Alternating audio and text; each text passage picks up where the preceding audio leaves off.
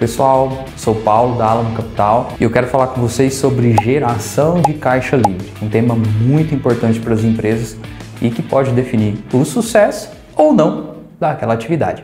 Mas antes disso, não se esqueça de se inscrever, curtir e compartilhar para que esse conteúdo que pode ajudar tanta gente chegue à quantidade maior de pessoas possível. Quando a gente fala de geração de caixa livre, a gente está falando da pontinha do iceberg ou do fundo do funil. Por quê? Existem dois âmbitos dentro da empresa, o âmbito econômico e o âmbito financeiro. O âmbito econômico é o que demonstra se a atividade empresarial está sendo desempenhada com eficiência. Como assim? Qual que é a atividade empresarial, por exemplo, de uma indústria metalúrgica? Ela vai produzir peças, ela vai produzir estruturas de metal e tudo mais. Então essa é a atividade empresarial dela, né? Então, economicamente, como que eu avalio isso? Minhas receitas, as notas que eu emiti, meu faturamento que eu tenho, menos as despesas que eu tive naquele mês. E essas despesas, não necessariamente que eu paguei, mas despesas que eu adquiri. E aí, quando eu vou fazer a contabilidade disso, eu vou ter a apuração do meu lucro. Óbvio que não é tão simples assim, mas o conceito geral é esse. Então, numa atividade empresarial, ou seja, o que a empresa faz no seu CERD, o que ela entrega de valor, tá? Eu vou avaliar o lucro operacional para saber se aquela atividade está sendo bem desenvolvida ou não. Vamos a um exemplo prático. Se eu tenho, pode ser nessa indústria mesmo, 2 milhões de reais de receita média por mês, essas são as notas que eu emiti. Não necessariamente eu recebi esses valores. Então, eu fiz vendas, eu vendi para os meus clientes, né? Talvez nesse exemplo a gente possa colocar uma empresa que vende para grandes clientes, grandes multinacionais, que tem um prazo de pagamento um pouco mais dilatado, né? Porque elas fazem bid, né? Que é um concurso de compra, quase que fosse uma licitação, mas no mercado privado. Então, elas colocam um prazo um pouco mais dilatado. Por exemplo, 60, 90 dias. Há empresas que pagam com 180 dias. E não são poucas, né? Então, essa indústria metalúrgica, ela recebe com 60, 90 dias. Então, o ciclo operacional dela é mais largo. Mas tudo bem. Eu fiz vendas, participei de bid das empresas, fiz o orçamento, fechei a venda, fiz o contrato, entreguei uma parte e emiti nota. Então, na hora que eu emiti 2 milhões de reais de nota, eu tenho receita, ou seja, fiz vendas no valor de 2 milhões de reais. E as minhas despesas? O que são as minhas despesas? Na verdade, que são meus gastos, porque existe uma diferença entre custos e despesas. Eu tenho os meus gastos ali embaixo da minha receita. Se você imaginar uma estrutura de DRE, receita menos gastos, embaixo eu vou ter o meu resultado, pode ser lucro ou prejuízo. Então, os meus gastos estão divididos entre custos e despesas. Custos, tudo que eu gasto para produzir ou prestar serviço, e despesas, tudo que eu gasto com administração e vendas, tá? Então eu tive 2 milhões de reais de receita naquele mês e eu tive gastos no valor de 1 milhão e 500 mil. Esses gastos administrativos, pessoal, custo da mercadoria vendida, tributos, despesas financeiras, sócios. Então, os gastos gerais que eu tenho, 1,5 milhão, eu tive um resultado, um lucro operacional, ou um EBITDA de 500 mil reais. Então, isso é esperado? Ou seja, 500 mil dentro de um universo de 2 milhões são 25%. Fazendo benchmarking com o meu mercado, o que é benchmarking? Avaliando outros players do meu mercado, players que estão na bolsa de valores, que eu tenho acesso aos relatórios de investidores, players de amigos, parceiros, players que estão no mesmo sindicato que eu, ou alguma coisa nesse sentido. Esse EBITDA, ele é esperado? Ele é válido? Ele é bom ou não? Se ele for bom, ok, tudo bem. Se ele não for bom, a gente tem que avaliar. Então, um EBITDA positivo dentro do meu mercado, quantitativamente bom, está demonstrando que a empresa está desempenhando suas atividades operacionais de forma saudável. Qual seria o cenário que ela não estaria desempenhando de forma saudável? Faturou 2 milhões, ela teve as vendas ali no valor em torno de 2 milhões de reais e ela teve gastos com EBITDA muito próximo disso, 1.900, 950, 2 ou para cima, 2.100, 2.200. Pode acontecer, porque lembrem-se, estamos falando do que nós vendemos, do que nós compramos e adquirimos e das despesas que nós adquirimos. Por exemplo, a folha de pagamento, a cada mês você adquire o dever de pagar aquela folha. Então a gente não está falando de desembolso, de saída de caixa, a gente está falando de receitas e gastos, tá? Então, 2.100, 100 mil para cima, 200 mil para cima, já demonstra que as atividades empresariais não estão sendo bem desempenhadas. Mas por que isso? Imagina só, sou uma indústria metalúrgica. Cara, se eu estou faturando 2 milhões e eu estou gastando mais que 2 dentro daquele mês para produzir aqueles 2 que eu entreguei, tirei nota, vou receber, estou gastando mais, tem alguma coisa errada. Tem alguma coisa errada nos meus gastos administrativos, podem estar mais altos do que eu preciso. Tem alguma coisa errada no meu operacional, pode estar indo mais alto do que eu posso, do que eu preciso, do que seria eficiente. Pode estar complicado na minha folha de pagamento, pode estar maior do que a gente precisa, né? Eu posso estar pagando mais tributos do que eu deveria. Então a minha atividade empresarial está sangrando por algum motivo de eficiência. Se eu melhorar a eficiência no administrativo, eu vou gastar menos e produzir mais. Se eu melhorar a minha eficiência no operacional, eu vou gastar menos e produzir mais. Se eu melhorar a minha eficiência no meu custo, eu vou gastar menos e vou produzir mais. Então eu preciso melhorar a eficiência para que o meu EBITDA seja positivo e isso demonstre para os stakeholders e para os usuários dessa informação de que a minha atividade empresarial é sólida e saudável. Esse é um ponto.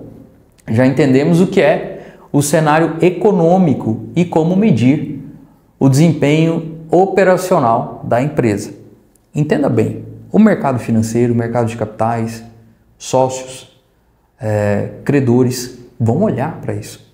Porque um desempenho operacional bom quer dizer que a empresa vai ter muito tempo de estrada. Um desempenho operacional ruim quer dizer que possivelmente, se ela continuar nesse mesmo ritmo, ela vai ter problemas ali na frente. Faturamento não é lucro. Lucro não é caixa. E caixa paga as contas. Ponto final. Então, a geração de caixa livre é o que há de mais importante na empresa quando a gente fala do âmbito de gestão.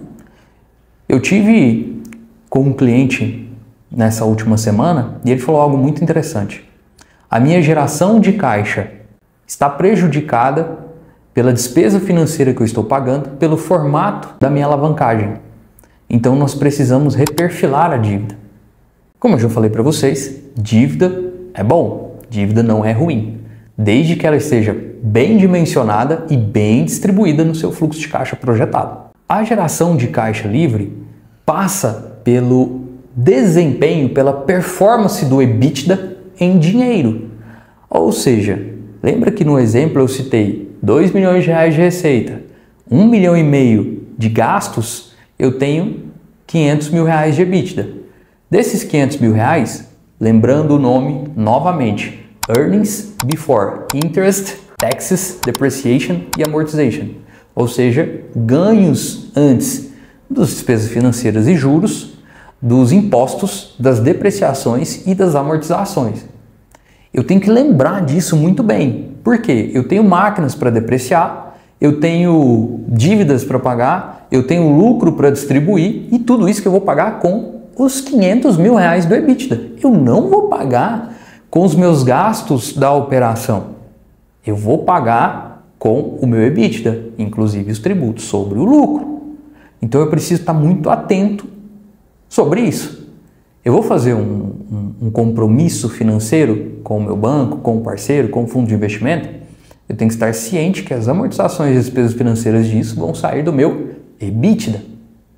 Então, no EBITDA de 500 mil, eu tenho que dimensionar muito bem o que eu vou pagar de tributo, o que eu vou pagar de despesa financeira, quanto eu vou amortizar dos meus compromissos financeiros, quanto eu vou ter de depreciação, tá? Depois disso eu vou ter no PET, que é o líquido, tá bom? Então, esse EBITDA positivo, a tendência é que ele se torne caixa. Por que a tendência é que ele se torne caixa? Se eu tenho 2 milhões de receita que eu emiti nota, vai performar, não vai? Eu emiti nota contra alguém, então vai performar. Quando performar, vai entrar no meu caixa.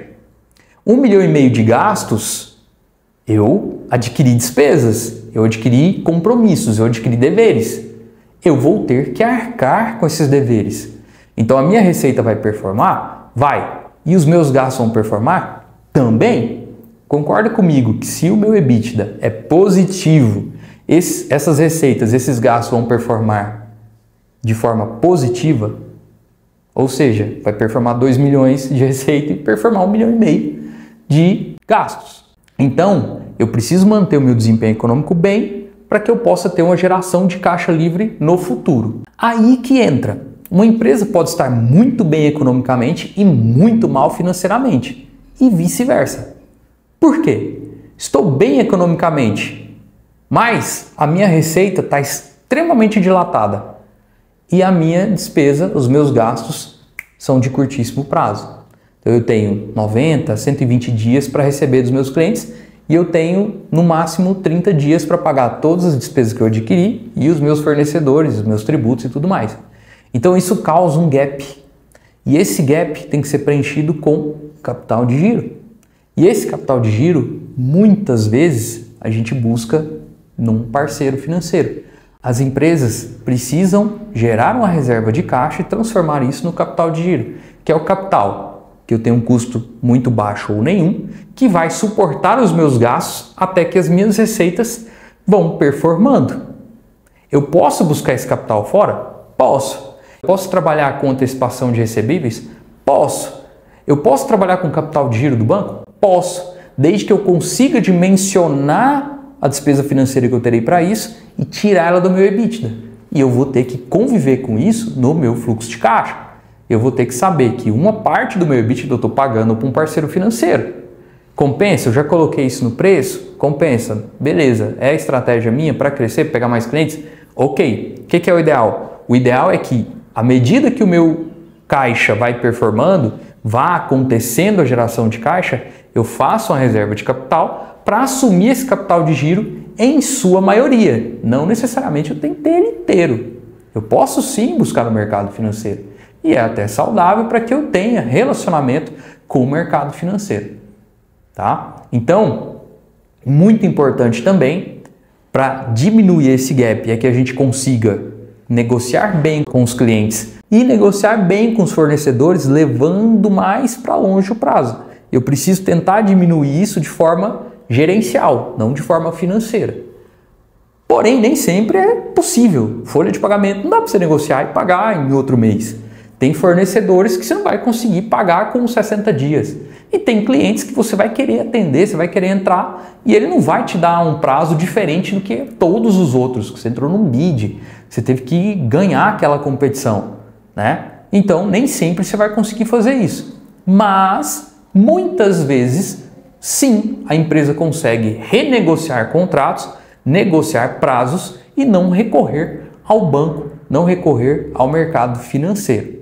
Então, é super importante entender que estar bem economicamente, estou faturando muito bem, os meus gastos estão aqui entregando um EBITDA bom, não necessariamente isso vai gerar caixa e um caixa muito bom e muito rápido. Não necessariamente. A empresa pode estar bem economicamente e pode estar mal financeiramente. Porém, nunca vai acontecer de um EBITDA que está negativo, um resultado que deu prejuízo, performar em caixa livre. Esse não tem como. Então, pode ser que um mês ou outro aconteça, mas na linha do tempo a gente está dando prejuízo, consequentemente a gente vai performar em caixa negativo. E aí eu vou ser obrigado a recorrer ao mercado financeiro.